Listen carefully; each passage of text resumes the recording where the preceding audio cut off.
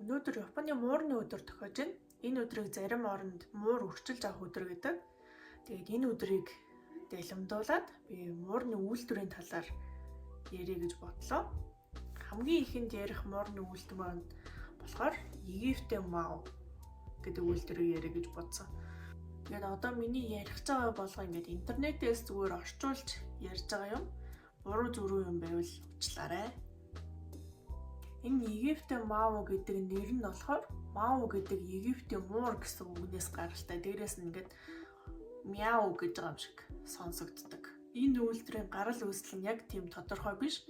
Манай эртний өмнөх 1550-ад онд Египтэд бүртгэгдчихсэн юм байна хамгийн анх. Энийг нь Египтийн эртний бичвэр зургууд нь баталдаг. Нэг сони юм хэлэхэд муур бол эртний Египтийн шүтэн амьтан байсан. Тэгээ бүх цаг үе соёл иргэншлийнх нь явцад цогтой байсан тийм гайхалтай нэг хэсэг нь гэж бодож явсан чинь эртний Египт судлаач доктор Кампбелл Прайсийн хэлснээр тэд яг ч мууранд тийм хайртай дуртай байгаагүй. Тэднийг зүгээр л өргөл болгож бурхнаа шүтэж бурхныхаа сүнсийг амьтанд шингээж бурханлаг хүчний бие махбод олгож ашигладаг байсан гинэ. Яагаад ингэж хэлсэн бэ гэхээр судалгаа хийх явцдаа ийм муурны бие хийдэг тийм авс олсон. Энийгээ судлаад үзсэн чинь эртний Египтүүд муурыг олон янзын гэр орон үр тарианы бурхан зэрэгтэй дахил орлогож ийм авсанд хийж өргөл өргөдөг байсан юм байна. Бараг мөмижүүлээд амьдаар нь хийдэг байсан юм шүү дээ. Тэгээд энэ судлаач нь цуглуулсан олдвруу дараа ийм амьтны мөми илчлэгдсэн нь гэдэг нэртэй тийм үзэсгэлэн гаргаж байгаа юм байна. Гаргасан юм байна.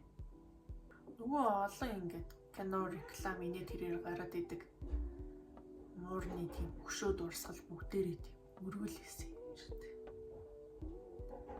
За тэгээд үйлдвэрийн онцлог руу оръё. Энэ Египте мау гэдэг үйлдвэр нь болохоор Европод дэлхийн 2 дугаар дайны өмнө бүртгэгдчихсэн ч гэсэн 2 дугаар дайны үед нь бүгдээр устсан юм байна. Энэ үйлдвэрийн онцлог нь гэх юм бол маш хурдан шаламгаа өндөрт авирч өсөрч харих дуртай. Өөрийнхөө сонгосон эзэнд бол маш үнэн харин гадны хүнд бол тийм дуургүй төрлийн муур. Тэгээ нас бий гүйцсэн үедээ 27-оос 35 см өндөр 2-оос 6 кг орчим жинтэй болдог. Жохон миний бодсноос жохон жижиг юм. Тэгээ насжилтын хувьд 12-оос 15 жил насалдаг. Муур ер нь шүү дээ. Тийм асаргаа сайтай байх юм бол амар ингээд наслаа л гэдэг. Дэлхийн хамгийн өндөр настай муур чинь 38 нас хүрдээсэн. Тийм нэг чагсаалт харсан чинь дэлхийн хамгийн урт настай муурнуудын чагсаалт харсан чинь хамгийн өндөр настай 35-38 настай хоёр муур нэг эзэнтэй байсан юм байл. Асаргаа амар тийм сайн эзэн байсан баг. Тэнгүүтлээ нөгөө гудамжны жоохон ингээд явж идэг муурнууд болохоор дундаж наслалт нь 2-оос 5 жил идэг.